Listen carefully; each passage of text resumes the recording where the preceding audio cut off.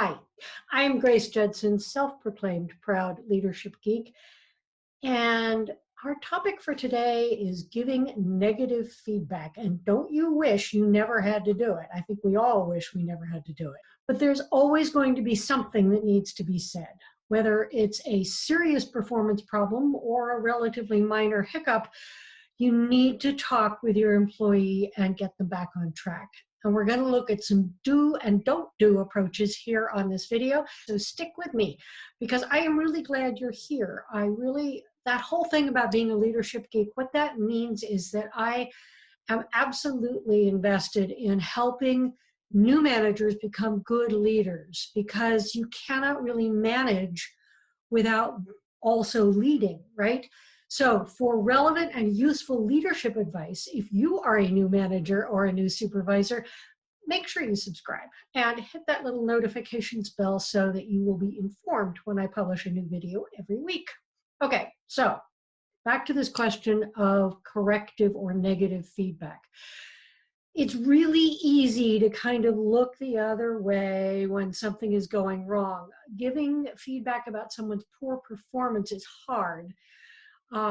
You have to figure out how to make it not a conflict, right? Because it can feel like it can end up being a conflict, an argument, or just generally a bad situation. And we also typically don't really want to hurt somebody's feelings, which plays into this all as well. Having been in management and leadership for over 16 years before I started my leadership training and coaching business, I had more than a few instances where I had to discuss performance with employees. And yes, it was hard and it was uncomfortable. And it's hard and uncomfortable for my clients and students as well. But because I like to make things at least a little easier, I've developed some approaches that I hope will make it a little easier for you. So let's get into it. First rule is don't wait. Like I said, it is so easy to look the other way, to try to convince yourself that it's not as bad as you think it is. It doesn't really matter. You can hope that it's just going to get better or it'll blow over.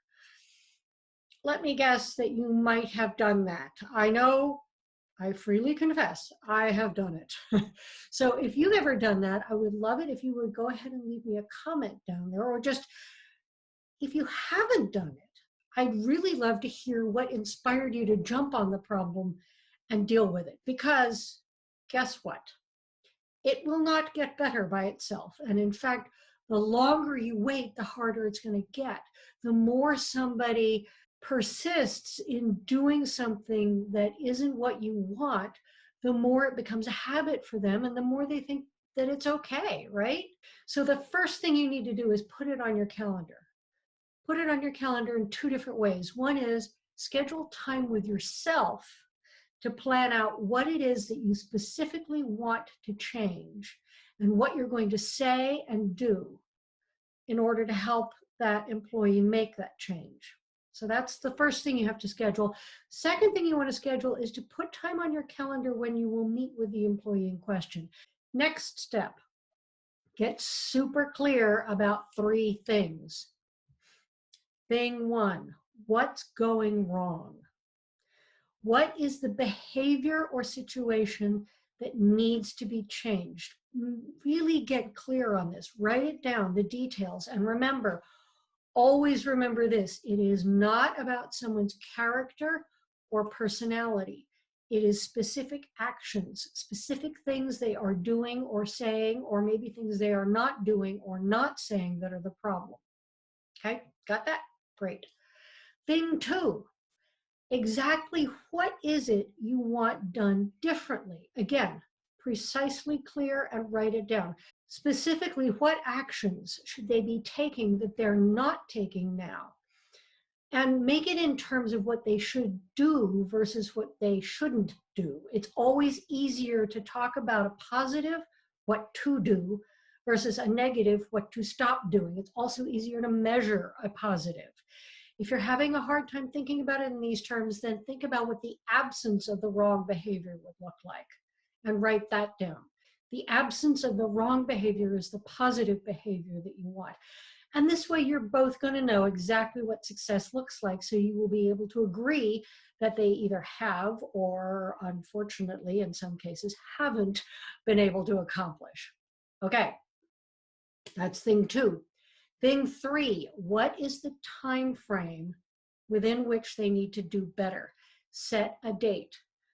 Make sure it's reasonable. You're not trying to push somebody over the edge here, but make sure you set a date. Performance change requirements without a deadline are meaningless. It doesn't matter how much you tell them they need to change if you don't set a date by which they need to change it. Okay, now you are ready to get that employee into your office for the meeting. Don't have an office, book a private conference room. No one, not even the most badly behaved employee, needs to be told about their bad behavior in public. No eyes, no ears on this conversation. And here is a really important do not do. Do not fall for the infamous feedback sandwich. It doesn't work, it's outdated, and it won't help you or your employee make a change. What is a feedback sandwich? It's when you sandwich the negative or constructive feedback with positives. You say something nice about their work, you give them the negative feedback, and then you wrap up with something else that's nice. It doesn't work. It's old, it's outdated, it's been proven not to work.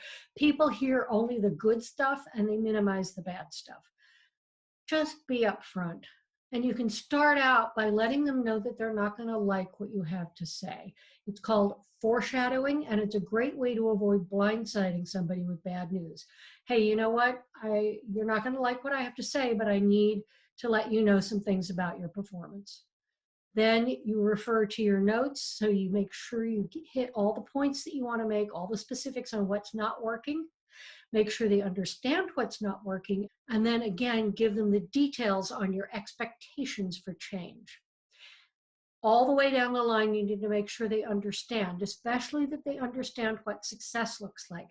Can they explain it back to you in their own words? And are they clear on the deadline? Depending on the severity or the complexity of the issue that you're trying to solve, you may want to schedule one or more in between interim meetings to check on progress. You definitely need to schedule a check-in meeting at the deadline point to confirm that they've done what you've asked, or if they haven't, to discuss consequences. There you go. That's it. It's hard. And here's something I will guarantee you, you will feel a lot better. You'll feel lighter, freer, more energetic once you've done what needs to be done. Because tolerating an employee's poor performance, even if it's relatively minor, is a drag on your energy. You're always wondering, are they going to do it again? Are they going to fix it? What's going on? It's what I call an energy leak. So take care of this and you will feel better. And honestly, so will the employee.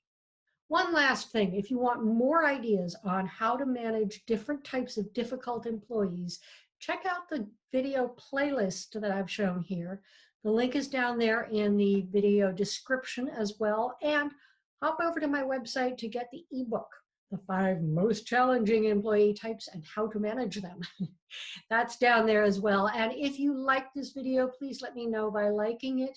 Click that thumbs up, subscribe, and comment below to let me know of any insights or aha moments you had, or to make a commitment to meet with an employee that has been showing some performance challenges. Take care and good luck.